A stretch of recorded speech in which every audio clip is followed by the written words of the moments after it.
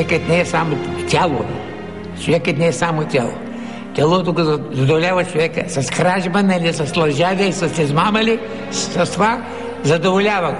Храни го, облича го, мие го, чисти го. Тялото. Това е ясна работа. Обаче е нещо друго в нея, което при това положение не взима участие. Иска малко по-специални грижи. Има един дух. Трябва душа не се храни с фасул и с потато, а се храни с Слово, с Божие Слово. Аз съм пътят, каза той, истината и животът. Зато и дойде той да ни покаже пътят, истината и животът. Обаче ние избрахме нашите земни пътища.